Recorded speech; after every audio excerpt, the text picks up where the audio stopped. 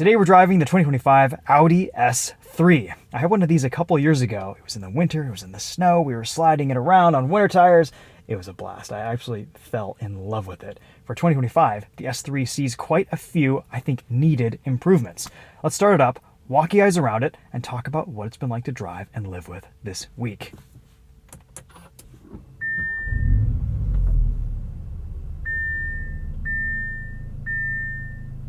The big news here, I think, is that the S3 has the new rear torque vectoring differential from the RS3 and the Golf R. It's slightly retuned here because we have a different powertrain from the RS3, but it, I think, is a much needed upgrade. We also get a 22 horsepower bump from the 2024 S3. So now this makes 328 horsepower and 295 pound-feet of torque. Might make a little bit more torque on 93 octane, which is what we have in there right now. The 2-liter TFSI 4-cylinder is mated to a 7-speed dual-clutch transmission. Quicker shifts from that. We have upgraded front brakes, adaptive dampers here, some styling cues that are changed inside and out. Overall, for $50,000 starting price, this is about the same money as a Golf R. You don't get as many standard features, but if you want a little bit more of an upscale, luxurious, bit of a sleeper, honestly, this might be the way to go. We have a Sonos premium sound system, a bunch of features that come with the Prestige package here. That's a $6,200 option. Add in the black optic package, the S Sport performance package, and this is about $61,000, just shy of. Outside, this is painted in Ascari blue metallic, which I think is a stunning color on this S3.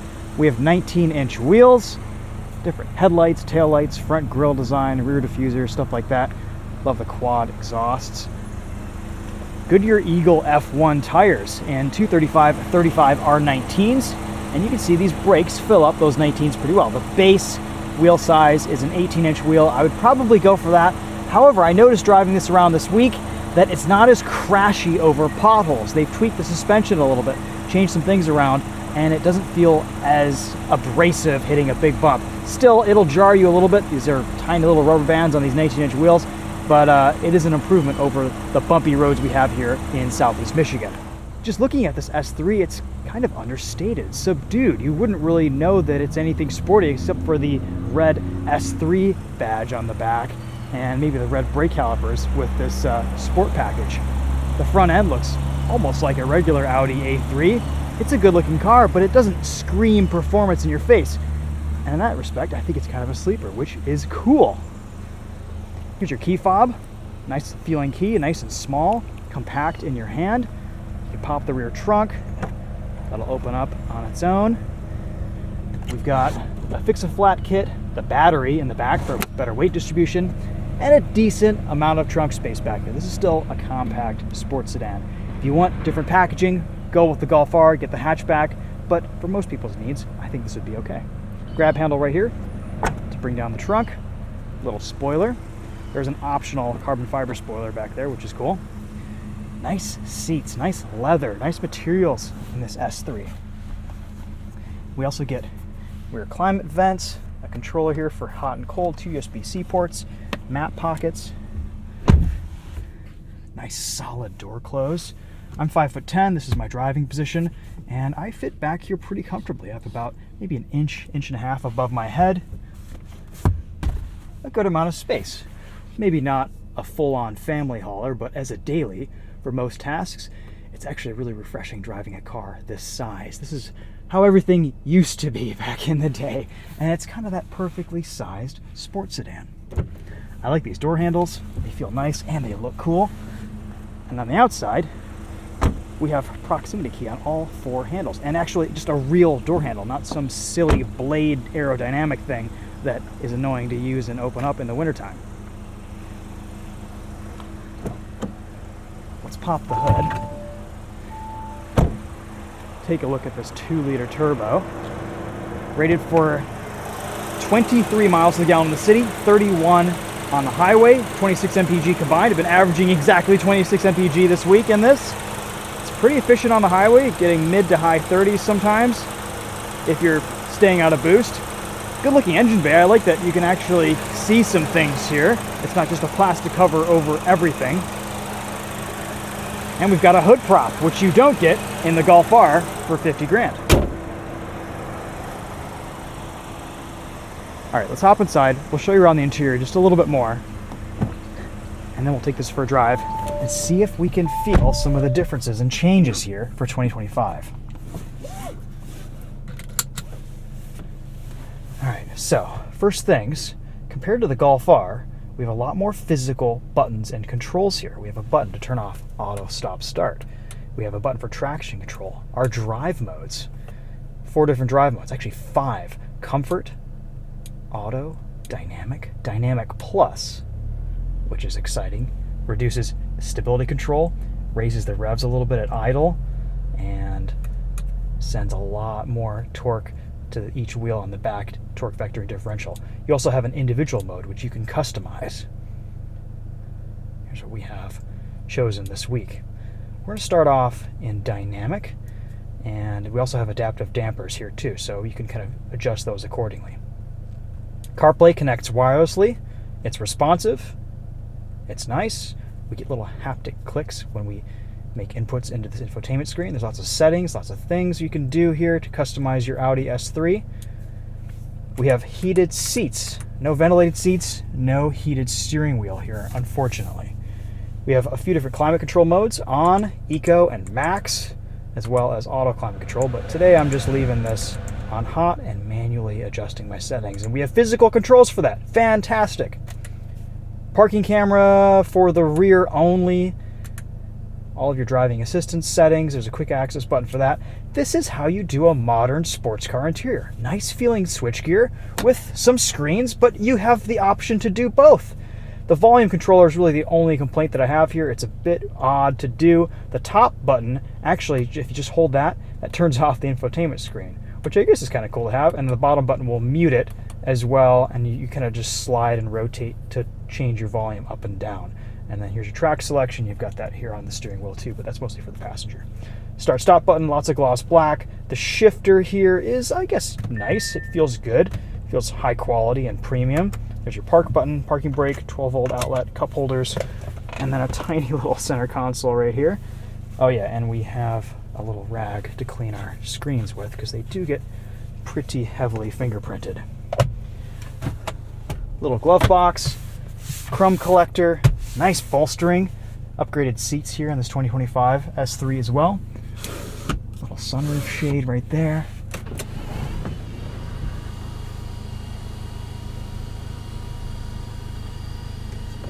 There's your sunroof operation.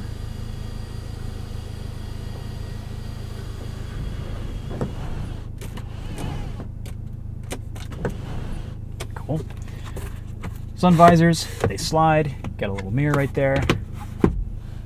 Rear view mirror looks good. Steering wheel, kind of large for this small of a cabin, but it's kind of the default Audi S steering wheel. Would be nice to get a flat bottom option, something a little bit more sporty and racy. Maybe that's something you can check or get it done at the dealer.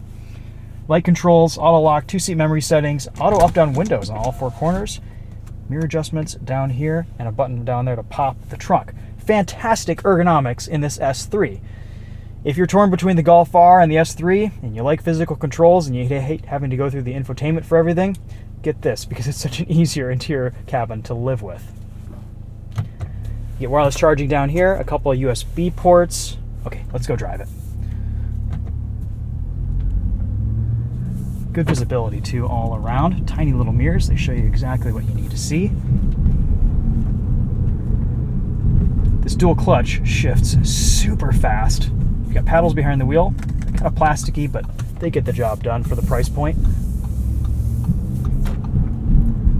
Initial acceleration kind of from a dead stop can be a little bit lurchy sometimes, but for the most part, it feels like you're in a dual clutch and it's letting those clutches out.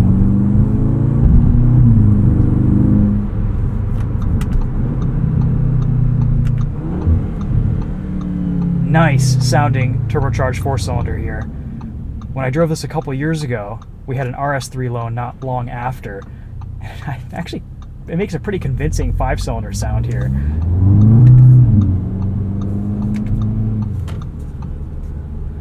Left and automatic, or drive. It makes good shifting decisions. Pull back on the shifter here, you can put it into sport mode. Fun boost noises here. You can hear just a little bit of turbo whistle mid-throttle, and then you let off and you get some blow-off valve sound. All right, let's go into Dynamic Plus and see what this does to the chassis. Throttle response is much sharper here. Steering weight's up nicely. We have a revised steering rack with better feel. Tons of mechanical grip here. Gone are the days where Audis understeer. Hard on the throttle here, rotating us around that corner. And instant shifts from the 7-speed dual clutch.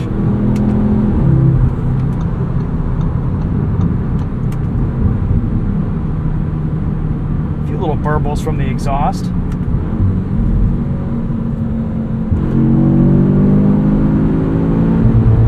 There's also a hard rev limiter there at redline in Dynamic Plus mode.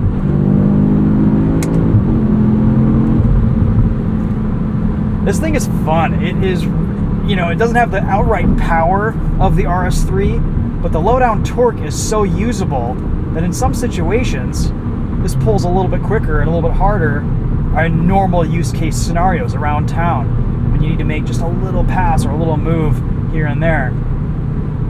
There's not as much turbo lag here as there is in the RS3. And for that, I like the way this drives a lot. The fact that it now has the torque vectoring rear differential makes a big difference in performance. It's subtle. It's not in your face all the time, kind of feeling like it's doing stuff back there. You just notice that it really, really goes around a corner well. And we'll try some lower speed maneuvers to see if it really puts its power down and gives us a little bit of sideways action around corners. We'll test that up here. For now though, in auto mode, it's quiet, it's comfortable. We have adaptive cruise control as part of the Prestige package. Kind of a shame that doesn't come standard, but it is an Audi and everything is an option. Only complaint that I have was that this used to have a little extra resistance in the stock, and to skip 5 mile an hour increments, you have to hold it, but you have to hold it for exactly the right amount of time, otherwise it skips 5, 10, 15 miles an hour. It can be a little bit overly sensitive. Like right there, I meant to go from 75 to 80, but it bumped all the way up to 85. Police reported ahead. It's a minor complaint, but overall, definitely affects the usability of this adaptive cruise control. Still, I like that you get a physical control instead of a button on the steering wheel. The layout here is fantastic. It's easy to use, easy to cancel.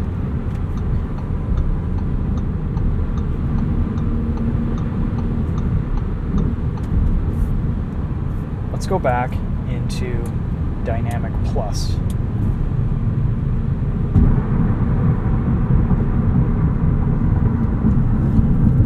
Brake pedal feels good, feels nice.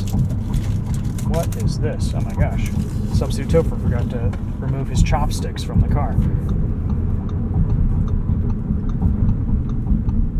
Of course, we have to test out launch control at some point here. Nobody's coming. This might be a good spot.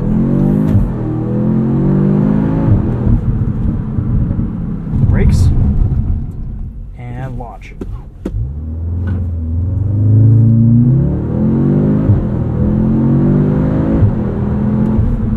Launch control isn't as intuitive as I thought it was. I'll have to look up how to do that here real quick, and we'll get back to you guys in a second.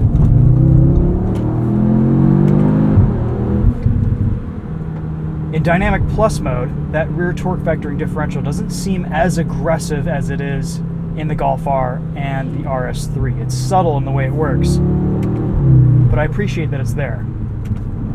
Honestly, the biggest difference I'm noticing is just the shift speed with this dual clutch.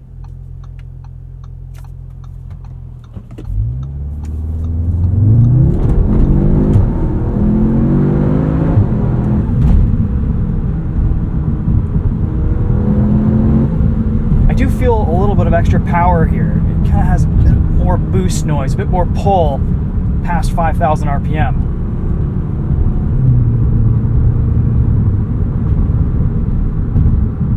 even in the stiffest suspension mode here in Dynamic Plus, very comfortable on our bumpy section of road here. NVH seems improved. I would still swing for the 18-inch wheels for this S3, but these 19s are livable now. It's just that you better have the smoothest roads imaginable to drive on them and not get a flat.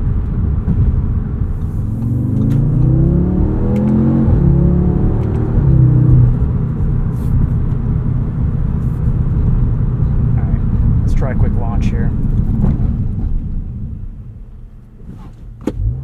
There we go.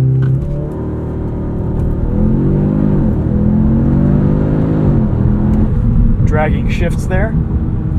This thing's quick. I think you really have to mash the brake all the way down to the floor. Let's see if it works again in Dynamic Plus mode. And then I'm just gonna turn everything off because I want to feel this car unencumbered. All right, let's try that one more time. All right, so brake all the way down to the floor.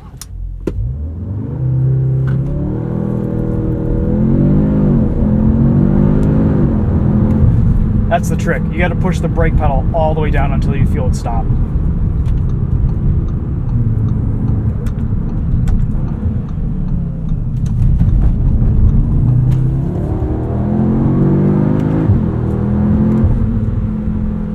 Yeah, I definitely don't feel as much rotation from the rear end with this torque vectoring rear diff, but it just carves a perfect line around the corner. There's no understeer. It just gets the job done, drama-free.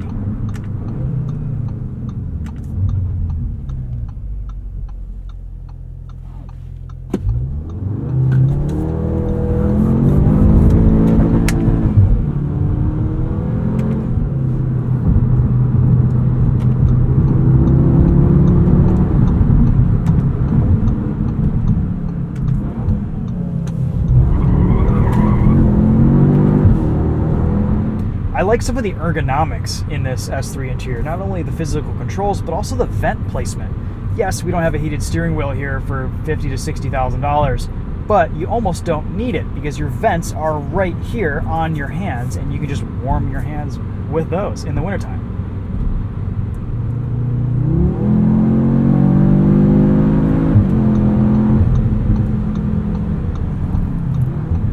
Brakes here are just fantastic. I love the way the steering weight's up. There's just enough feel here.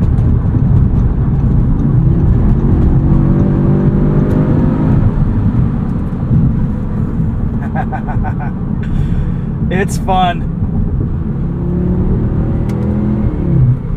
This tickles that sports sedan itch.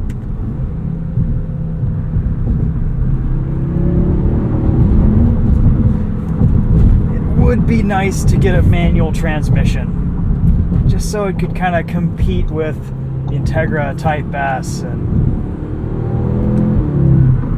I understand most people these days are buying dual clutches, but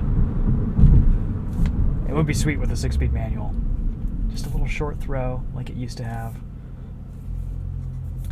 What do you think? One more launch control?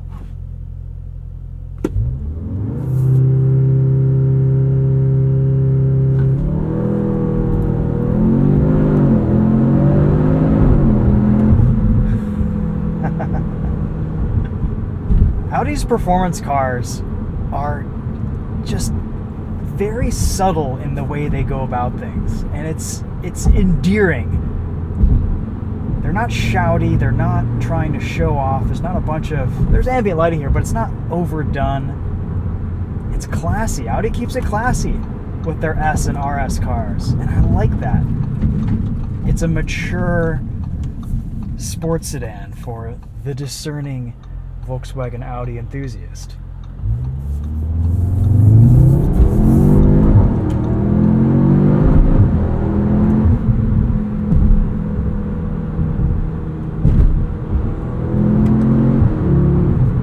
It's not as flat out and raucous and maybe as hardcore feeling as the Golf R, but it's got a really nice personality to it.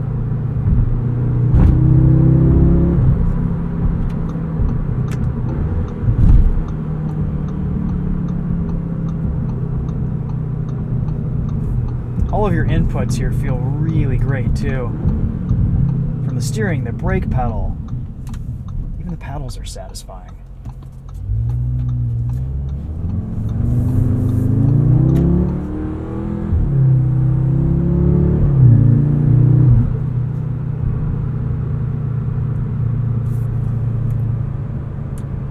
Put it back into comfort mode and everything calms down beautifully. But the thing I like about the adaptive suspension here, the drive mode tuning, is yes, the drive modes feel different, but you could daily this in dynamic mode, get a little bit more engine sound, a bit better steering feel, a bit more weight to everything, and it's perfectly comfortable. I don't feel like I want to leave dynamic mode to go into comfort mode. If anything, comfort mode's a little bit too boring.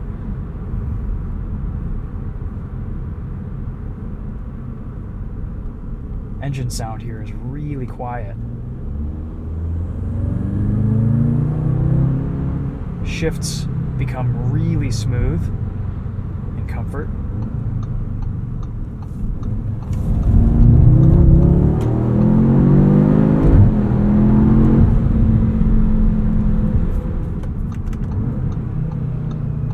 Double downshift there.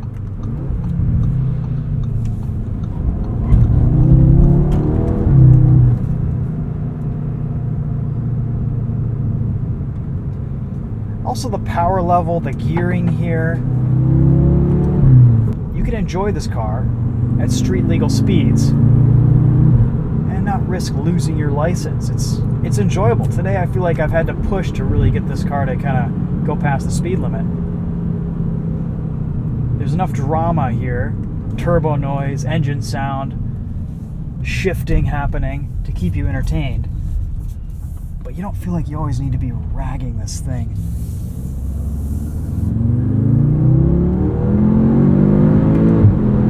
To get your kicks out of it.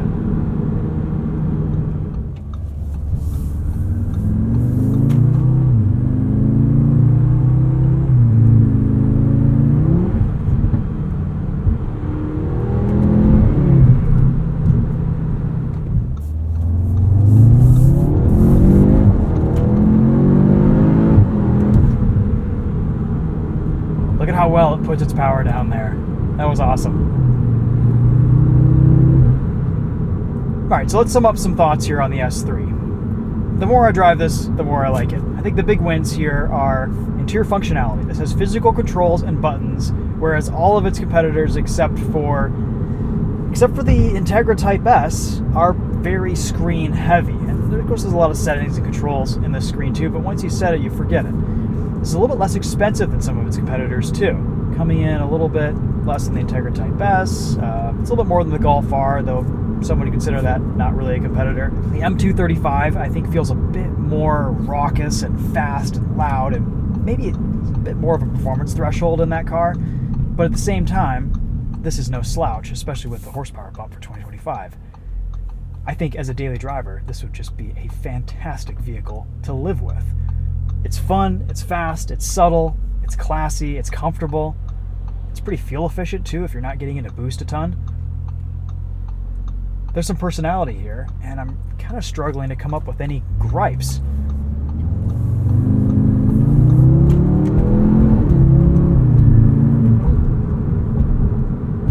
It's still about 10 grand less than the Audi RS3. Granted, RS3s might hold their value a little bit better. You're still going to be into the mid-60s with an RS3, whereas this fully loaded is a little over $60,000. It's refreshingly simple to operate and live with. It's kind of just about that right size too for a sports sedan. You don't feel too small on the road, but it doesn't feel heavy. It feels lightweight still. Curb weight here is about 3,600 pounds, so it's not a featherweight, but it feels a lot lighter on its feet than a lot of other new cars on the road. Let's get another entrance ramp in here. There's that diff doing its work.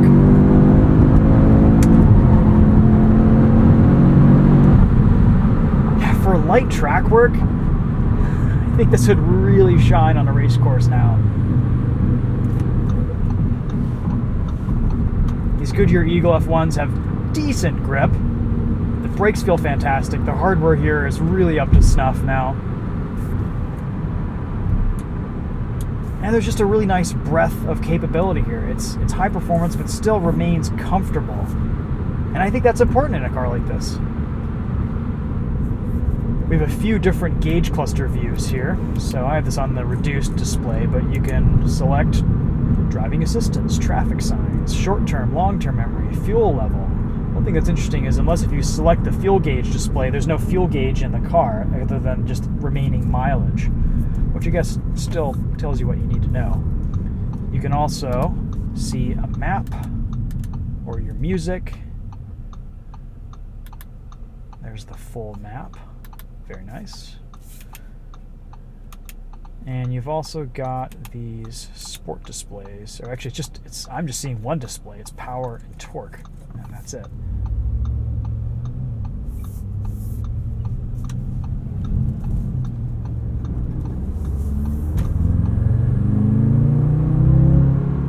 This dual clutch is just beautifully smooth. I love it.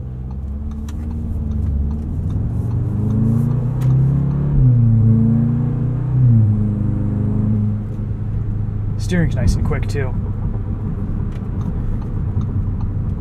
Alright guys, well there's a quick drive on the Audi S3. Fun car, still endearingly enjoyable. I would spec it with probably a few fewer options.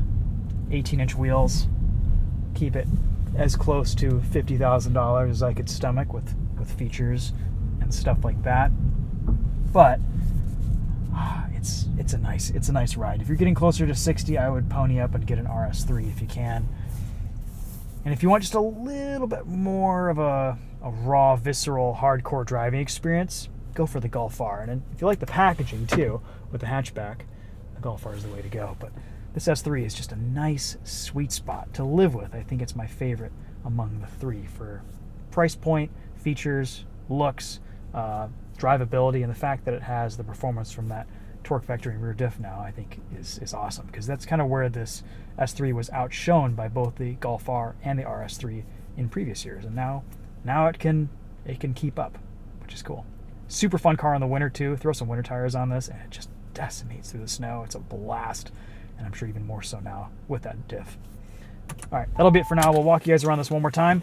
Thank you so much for watching. We'll see you in the next video.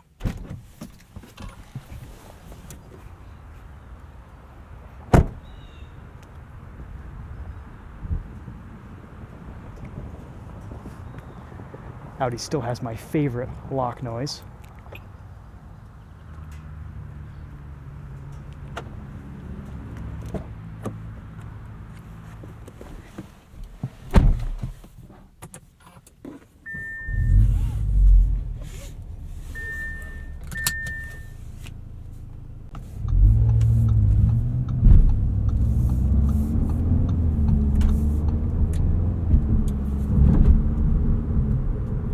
I guess my only complaint would be in dynamic mode, initial throttle tip in is too aggressive, kind of just letting that clutch out, and then it calms down. So there's always this lurch when you're taking off from a stop.